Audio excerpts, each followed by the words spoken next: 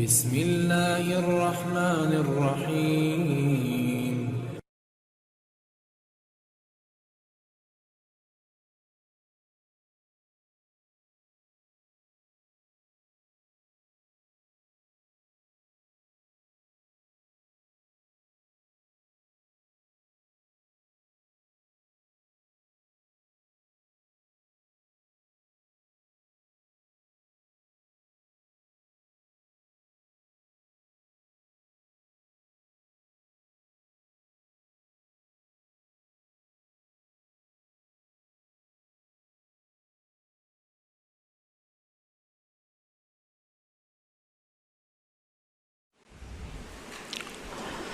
Bismillahirrahmanirrahim.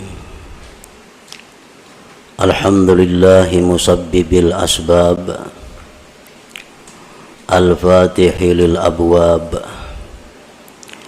Ashhadu an la ilaha illallah wahdahu la sharika lah, al-malikul wahhab. Wa ashhadu anna sayyidana Muhammadan abduhu wa rasuluhul awwab. Allahumma salli wa sallim wa barik ala Sayyidina Muhammad al-hadi ila as-sawab wa ala alihi wa sahbihi wa dhurriyyatihi wa atba'ihi ila yaumil jazai wa thawab, amma ba'du. Yang kita hormati dan kita cintai para habaib dan para alim ulama, guru-guru agama, para muhibbin, hadirin hadirat rahimakumullah. Puji dan syukur selalu kita haturkan kehadirat Allah subhanahu wa ta'ala, yang mana dengan izin, taufik dan hidayah dan inayah daripadanya jualah kita pada saat ini dapat berkumpul di majlis yang penuh berkah ini. Salawat dan salam kita haturkan kepada junjungan kita Nabi besar Muhammad sallallahu alaihi wasallam dan kepada seluruh keluarga, para sahabat, zuriat dan pengikut beliau sampai hari pembalasan nanti. Para muhibbin rahimakumullah. Al-hikmatu tsaniyata ashar min al-hikamil ataiyah. Qala al-imam Ahmad bin Athaillah as-Sakandari rahimahullah wa nafa'ana bi ulumih. Ma nafa'al qalba syai'un mithlu uzlatin yadkhulu biha midana fikrah. Hikmah yang ke-12 daripada Al-Hikamil Athaiyah. Berkata Imam Ahmad bin Athaillah As-Sakandari rahimahullah, tidaklah memberi manfaat akan hati oleh sesuatu seperti uzlah yang masuk dia dengan uzlah itu akan midan lapangan pikir.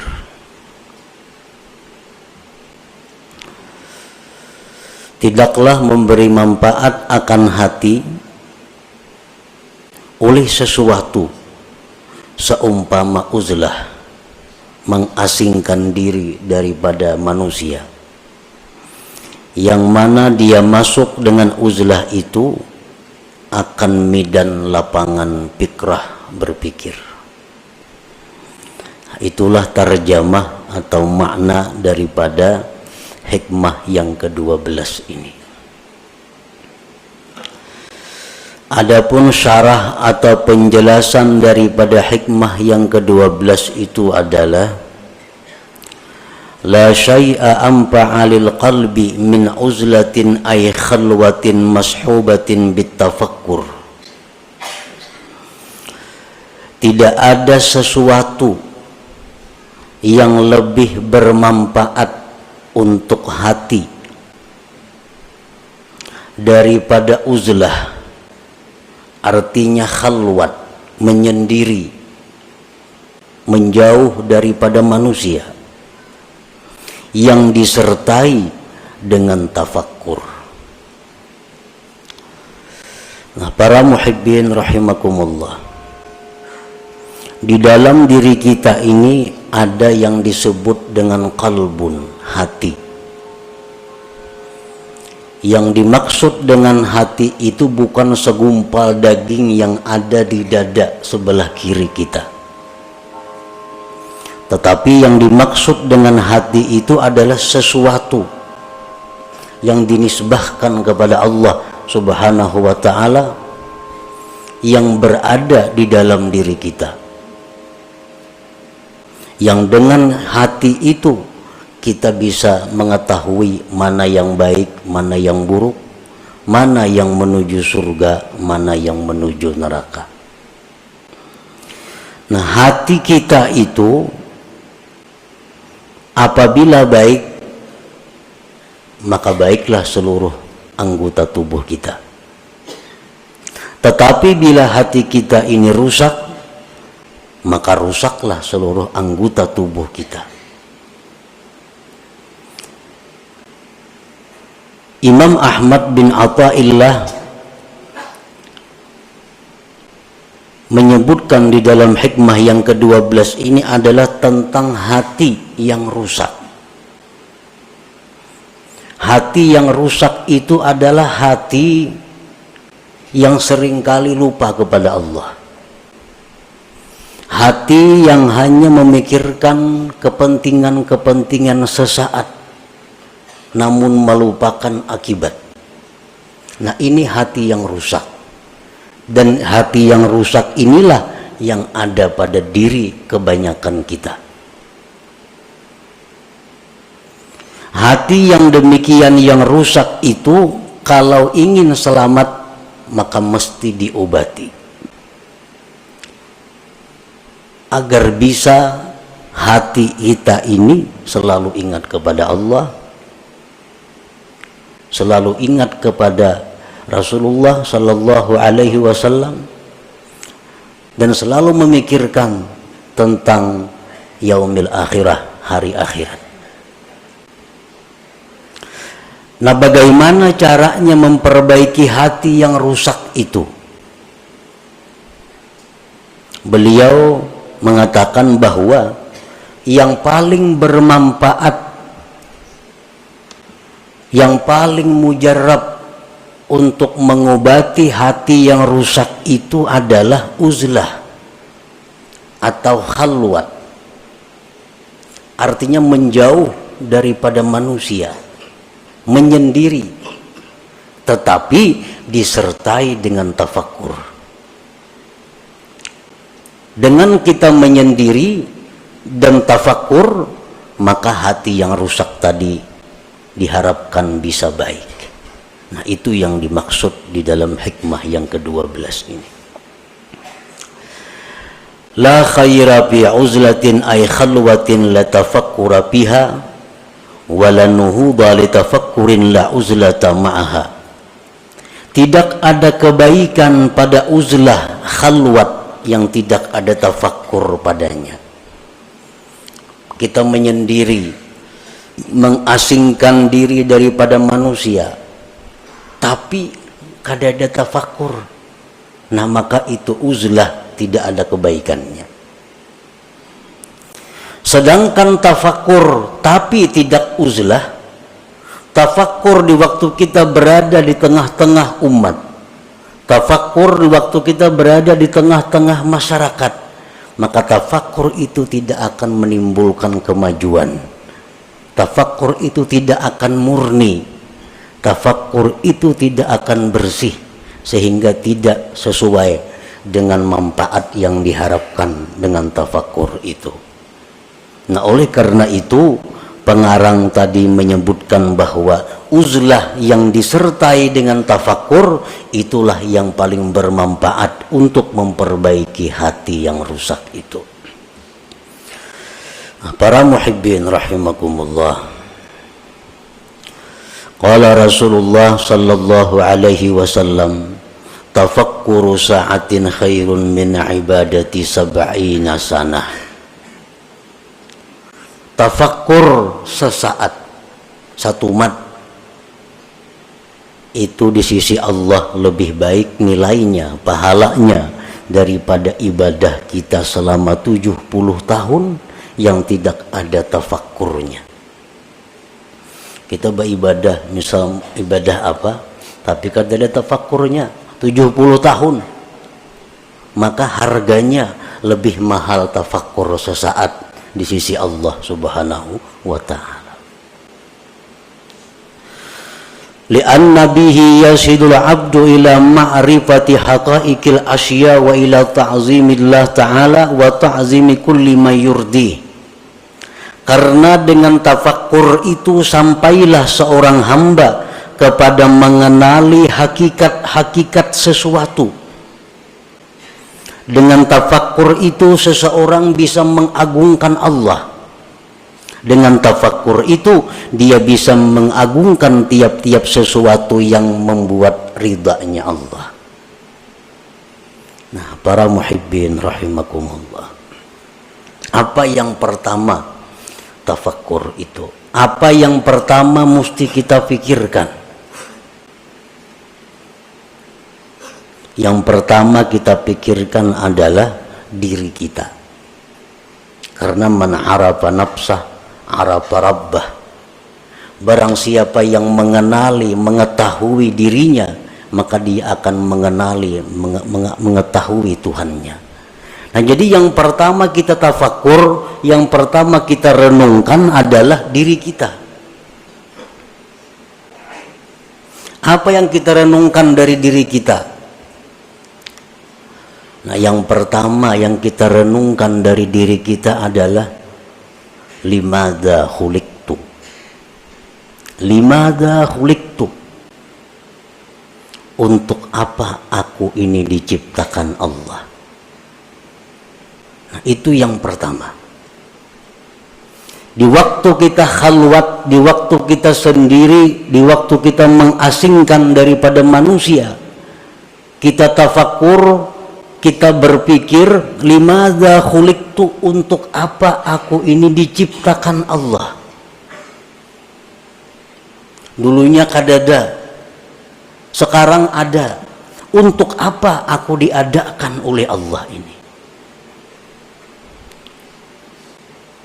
Nah, itu yang perlu kita gali daripada diri kita. Itu yang perlu kita mantapkan daripada diri kita. Untuk apa kita dicipta oleh Allah? Sebahagian manusia ada yang merasa bahwa dia hidup itu untuk mengumpul harta. Dia beranggapan bahwa dia diciptakan Allah hanya untuk mengumpul harta, sehingga sebagian besar waktunya dihabiskannya untuk mengumpul harta.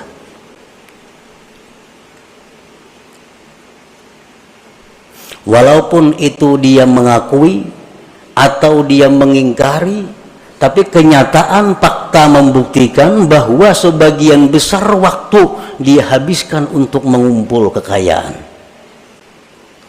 Itu secara kada langsung bahwa dia mengakui bahwa aku dicipta untuk mengumpul harta.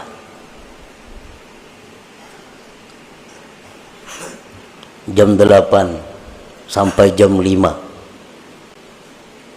dihabiskan waktunya untuk berusaha mencari duit. Kena malam kauyuhan guring, bangun kena pukul 7. Nah, orang semacam ini secara hal, secara isyarat bahwa dia mengatakan aku dicipta untuk mencari duit, walaupun di mulutnya kada keluar kata-kata itu, tapi tingkah lakunya menunjukkan demikian.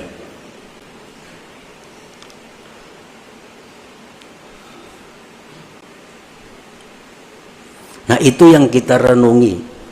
Apakah bujur seperti itu? Apakah benar kita dicipta oleh Allah untuk mencari duit? Nah, itu yang perlu tafakkur. Yang pertama kita renungi hidup kita. kita renungi berapa umur kita habiskan. Kita mengakui bahwa kita ternyata hidup ini adalah untuk duniawi semata-mata. Akhirat ada, tapi porsinya kecil, porsinya sedikit. Nah, makanya tafakkur itu nilai pahala di sisi Allah sangat besar. Limadza khuliqtu, untuk apa dicipta? Ibrahim bin Adham, sewaktu beliau berburu, beliau adalah seorang bangsawan yang sukanya berburu.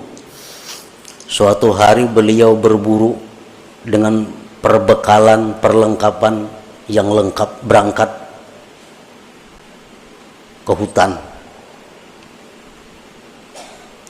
Di tengah jalan beliau ada mendengar hatib. Hatib itu artinya suara tanpa kelihatan orangnya. Suara itu, ya Ibrahim, alihada khuliqta, apakah untuk ini engkau dicipta Allah? Apakah engkau dicipta untuk berburu? Ibrahim bin Adham tersadar bahwa ternyata selama ini hidupku kusia-siakan. Berpaling, beliau kembali dan meninggalkan seluruh yang ada, lalu mengembara ke tengah hutan belantara untuk mencari hakikat, mencari kebenaran. Nah, para muhibbin rahimakumullah, kita diciptakan oleh Allah, wa ma khalaqtul jinna wal insa illa liya'budun. Tidak kujadikan jin dan manusia itu, ujar Tuhan, melainkan untuk ibadah. Nah, untuk ibadah. Jadi kalau kita bertanya kepada diri kita, untuk apa aku diciptakan Allah? Jawabnya, untuk mengabdi kepada Allah. Nah, untuk mengabdi kepada Allah. Nah, itu bisa didapat, bisa digali dengan tafakkur.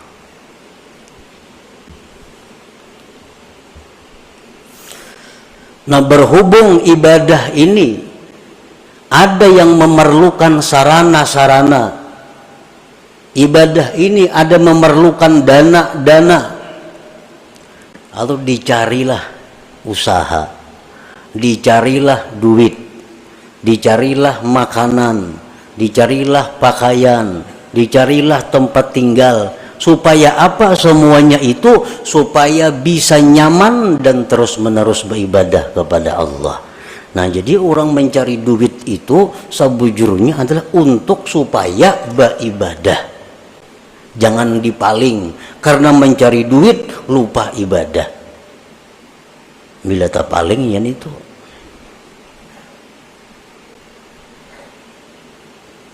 Nah, jadi yang pertama tafakkur itu dulu. Kita mengenali diri kita, tugas kita apa? Ternyata tugas kita hanya satu, adalah mengabdi kepada Allah. Tidak ada yang lain. Allah kadang memberi tugas kepada kita untuk mencari duit. Allah kadang memberi tugas kepada kita untuk berusaha itu ini kadang. Tapi yang ditugaskan Allah kepada kita hanya adalah ibadah kepada Allah. Dan Allah menjamin dalam banyak ayat di Al-Quran bahwa Allah akan memberikan rezeki, memberikan kecukupan kepada mereka-mereka yang ingin beribadah kepada Allah.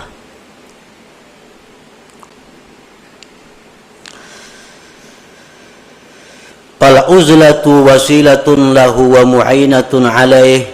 Uzlah, mengasingkan diri, itu merupakan jalan bagi tafakkur dan membantu atas tafakkur.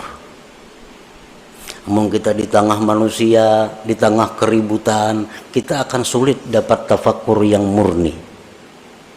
Tapi kalau kita di tempat yang sunyi, di tempat yang sendiri, nah itu diharapkan ada tafakkur yang bersih. Jadi menyendiri itu merupakan wasilah. Mengasingkan diri dari manusia itu merupakan membantu untuk tafakkur. hadhihi liman laisa lahu syaikhun yurabbi, ini uzlah bagi orang yang tidak punya guru yang membimbing dia. Wa illa, jikalau dia punya guru, fa mukhalatatus syekh wa mukhalatatul ikhwanil ladzina yu'inuna anfa'u wa aslahulah. Jika dia ada punya guru, nah maka bergaul dengan guru, bergaul dengan kawan-kawannya, maka itu lebih bermanfaat dan lebih baik baginya daripada uzlah. Jadi uzlah supaya bisa tafakur, ini untuk orang-orang yang menuju jalan Allah, tidak di bawah bimbingan guru yang tertentu. Kalau orang itu ada punya guru tertentu, maka semajlis dengan guru itu lebih baik baginya. Bergaul dengan guru itu lebih baik baginya, lebih bermanfaat baginya. Nah, para muhibbin rahimakumullah. Wa'alam anna bil khalwati fawaida, ketahuilah bahwasanya pada khalwat itu banyak faidahnya. Kita mengasingkan diri, kada umpat perkumpulan-perkumpulan, kada umpat partai, kada umpat handil, kada umpat arisan, kada umpat itu banyak faidahnya. Pertama, hifzul qalbi minar riya wal mudahanah wa ghairiha minal amrad. Pertama, faidahnya kita mengasingkan diri itu terpelihara hati daripada riya. Kan riya itu minta lihat orang. Amun seorangan siapa yang melihat? Selamat hati daripada riya, daripada mudahanah dan selainnya, daripada penyakit-penyakit hati, sum'ah. Nah, selamat. Yang kedua, faidahnya uzlah itu hifzul basar min afatil manzurat, terpeliharanya mata daripada bahaya-bahaya yang dipandang. Li'anna an-nazara ilal asya' yujibu tafriqatal qalbi, karena memandang kepada sesuatu itu menimbulkan terbelahnya hati. Kalau kita khalwat, napa nang kita lihat? Kadada. Lalu hati kita jadi terpukus karena mata kita kadang-kadang dilihatnya. Nah, makanya sembahyang disuruh menjangangi tempat sujud. Supaya apa? Supaya mata ini jangan melihat yang macam-macam. Karena bila mata melihat macam-macam, kena hati jadi macam-macam juga. Nah, dengan adanya kita khalwat, dengan adanya kita bersendiri, nah apa yang kita lihat? Nah, selamat mata. Yang ketiga, as-salamah min afatil lisan kal ghibah wan namimah wa ghairiha minal muhlikat. Selamat daripada penyakit atau bahayanya lisan, seperti ghibah, nyambeti orang, namimah, anjur atar, dan selainnya daripada yang membinasakan. Kita bakhalwat, siapa dipandiri? Kada denang dipandiri. Nah, selamat dulu mulut kita daripada menyambat orang, daripada menganjur atar orang. Qala Nabi sallallahu alaihi wasallam, aktsaru khataya ibni Adam bilisani, kebanyakan dosa manusia itu di lisannya. Dengan uzlah atau khalwat, lisan kita selamat. Yang keempat, keuntungannya kita menyendiri, as-salamatu min suhbatil asrar, kita selamat daripada bersahabat dengan orang-orang jahat. Orang-orang jahat ini contohnya orang-orang nang ahli riba, itu orang-orang jahat. Orang-orang peminum, orang-orang jahat. Orang-orang rentenir, orang-orang jahat. Orang-orang zalim, orang-orang jahat. Ahli zina itu orang-orang jahat. Nah, bila kita menyendiri, kita kada tagaul lawan itu. Tapi amun kita bagaul, nah bisa kemungkinan kita bersahabat dengan mereka itu. Lianna suhbatahum fasadun azim fi dinih, karena bersahabat dengan orang-orang yang jahat itu kerusakan yang besar pada agama kita. Kalau kita nih akrab lawan orang penzina, itu agama kita rusak. Akrab dengan orang nang katuju riba, agama kita rusak. Akrab dengan orang zalim, agama kita rusak. Akrab dengan pejabat nang korupsi, agama kita rusak. Tanpa kita sadari.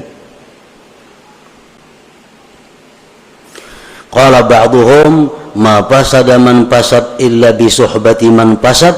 Tidaklah rusak orang yang rusak itu melainkan sebab bakawan lawan nang rusak. Umumnya orang tuh rusak karena bakawan nang rusak. Nah kalau kita bauzlah, kita khalwat, kada bergabung dengan manusia, kita selamat.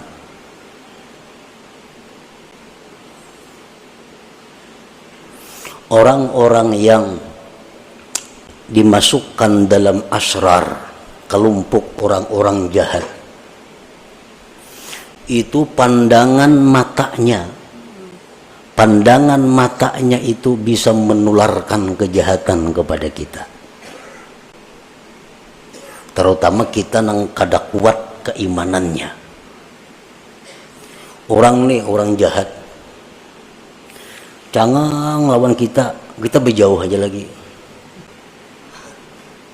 Pandangannya itu bisa mendatangkan laknat Allah kepada kita. Apalagi kekanakan halus-halus tuh. Jangan nak dijapa-japa ya orang nangka itu. Karena keringat mereka itu adalah keringat yang dilaknat oleh Allah.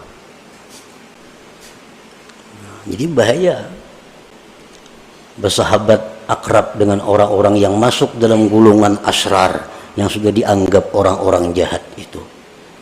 Pandangan matanya bisa merusak agama kita, apalagi sentuhannya maginnya lagi, apalagi memakai bekas pakaiannya maginnya lagi, minjam kendaraannya bahaya lagi. Jadi semua kejahatan, maka sesuatu yang terkait dengannya adalah membahayakan agama kita. Nah sebaliknya sama dengan orang-orang saleh, orang-orang yang dicintai Allah. Pandangan mereka itu mendatangkan rahmat. Keringat mereka, keringat mendatangkan rahmat. Semua apa yang bekas mereka adalah rahmat. Makanya orang nang mati, jadi dalam kitab fikih, orang tuh mati disunatkan membawa sesuatu bekas orang saleh. Itu kan di kitab fikih ada tuh. Orang mati disunatkan membawa sesuatu bekas orang saleh, bekas kainnya kah, bekas apanya kah. Misal kita mati minta kupiah, kupiah bekas orang saleh. Nah itu memberi manfaat. Kalau orang mati aja memberi manfaat, apalagi orang hidup, bekas orang saleh. Nah demikian sebaliknya orang-orang jahat pun demikian, akan menimbulkan dampak kepada mereka-mereka yang belum kuat hatinya, belum kuat keimanannya. Nah dengan kita khalwat, kita terhindar daripada bersahabat dengan mereka itu. Yang kelima, keuntungannya khalwat adalah at-tafarrug lil ibadah wa tamakkunul mudawamah 'alaiha. Dengan adanya kita khalwat, kita bisa lapang beribadah dan kawa terus-menerus beribadah. Misalnya kita membaca zikir 5.000 sehari, kalau kita menyendiri kita kawa. Tapi kalau kita bergaul tengah masyarakat, nah sewaktu-waktu kita ada kada baca, karena ada acara ini, acara itu, acara ini.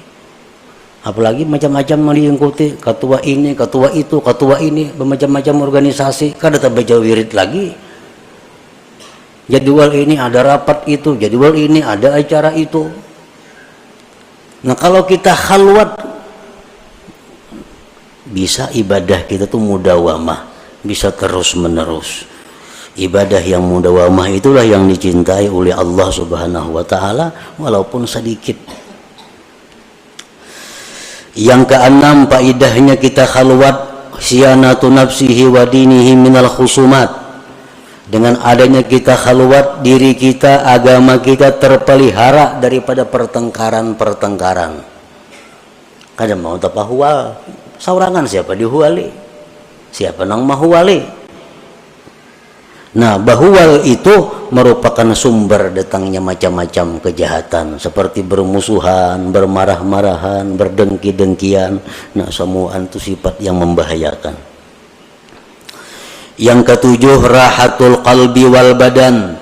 Dengan adanya khalwat menyendiri itu, hati kita lapang, badan kita pun lapang.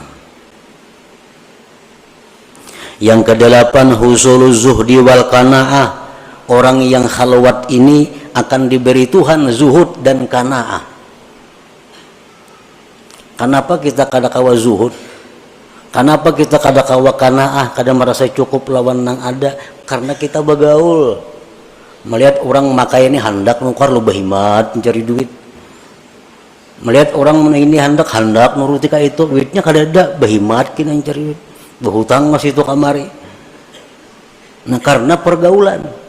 Dengan adanya kita khalwat atau uzlah, selamat dari itu. Yang kesembilan, wujdanu halawatit ta'ah. Nah, didapatnya manis taat. Nah, ini yang penting. Kita khalwat itu, kita menyendiri itu, beribadah jadinya manis. Beribadah tuh nyaman.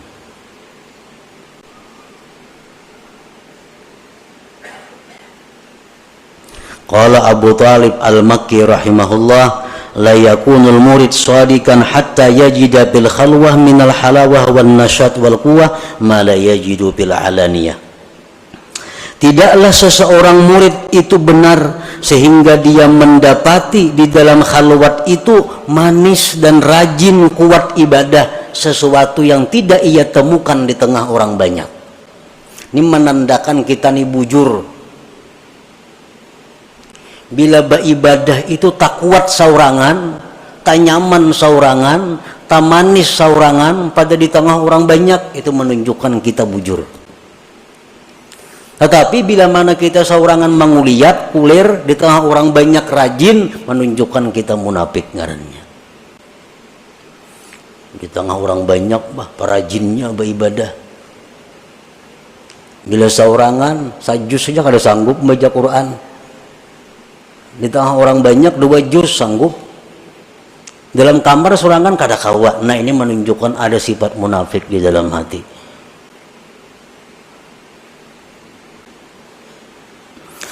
Yang ke-10, faidahnya uzlah at-tamakkun minat tafakkuril khalis ad-daim wa huwal maqsudul a'zam bil khalwah. Bisa kawa tafakkur yang murni, yang terus menerus, itulah tujuan yang besar di dalam khalwat, di dalam uzlah itu. Nah, para muhibbin rahimakumullah, uzlah atau khalwat artinya menyendiri daripada orang. Dan itu kada semua orang bisa melakukannya. Menyendiri. Seseorang bertanya kepada gurunya, kaifat tarik ila tahqiqil ibadah wa tahsili halawatiha.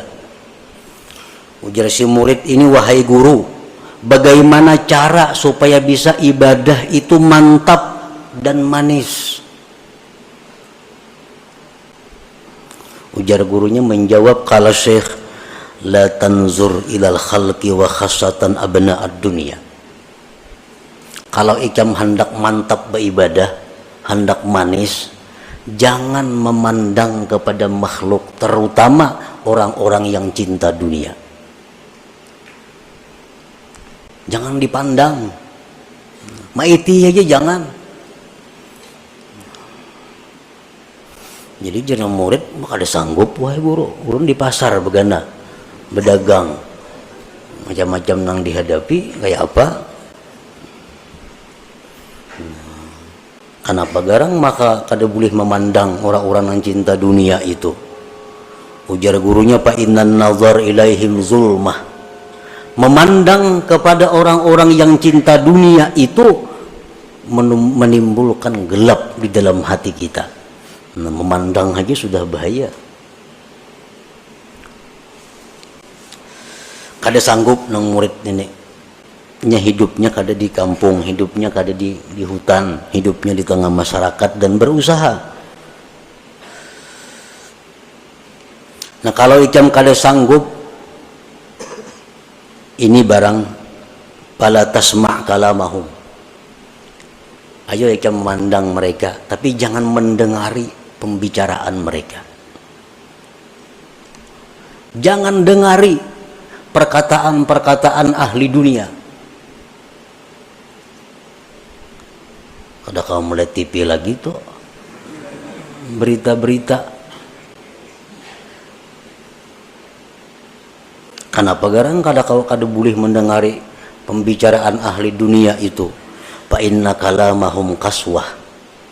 Pembicaraan orang cinta dunia itu menimbulkan keras hati kita. Kita ini menalinga orang berpandir dolar, pandir emas. Orang bisa emas kada, dolar kada. Ini menalinga mana. Itu membuat hati kita keras.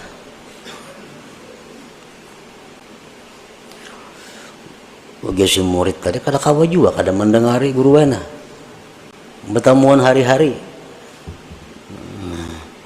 Lalu ujar gurunya, amun ikam kada kawa jua kada mendengar mereka itu, fala tu'amilhum. Jangan kerjasama dengan mereka. Jangan bekerja sama. Inya besaruan, jangan ditulaki.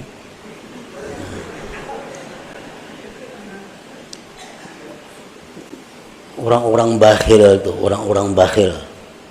Besaruan, jangan ditulaki. Kenapa? Makanannya itu daun penyakit. Itu ujar Nabi medahkan.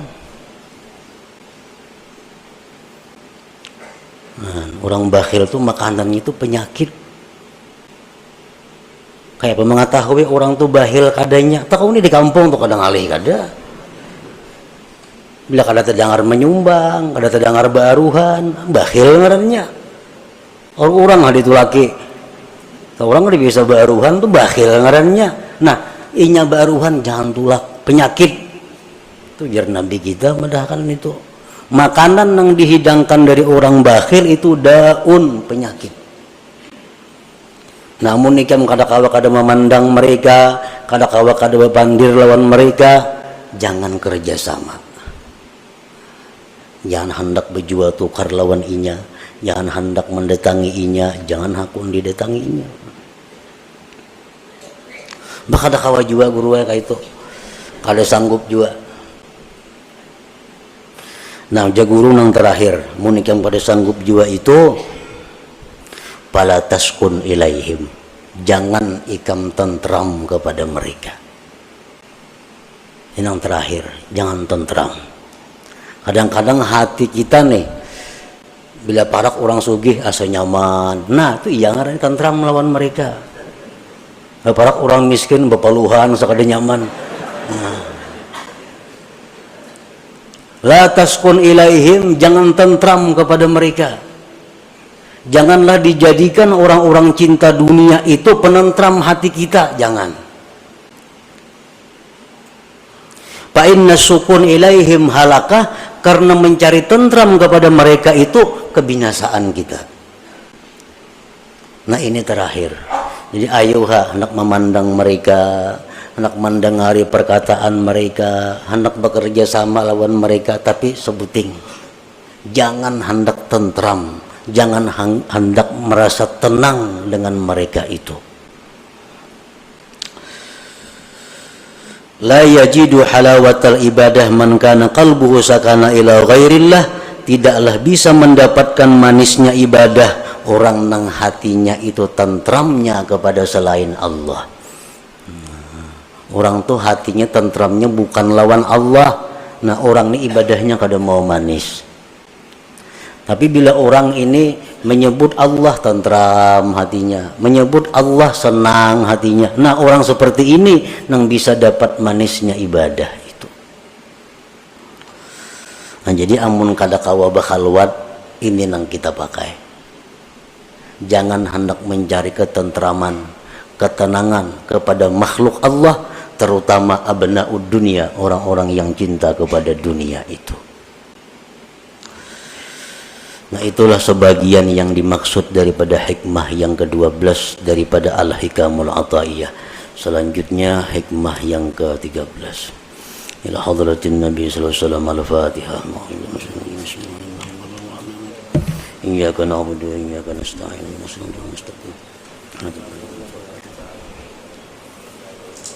Ya Allah biha, ya Allah biha, ya Allah bi husnil khatimah, ya Allah biha, ya Allah bi husnil khatimah, ya Allah biha, ya Allah biha, ya Allah bi husnil khatimah. فيا أيها الرجل منه شفاعة صلوا عليه وسلموا تسليما اللهم صل وسلم وبارك عليه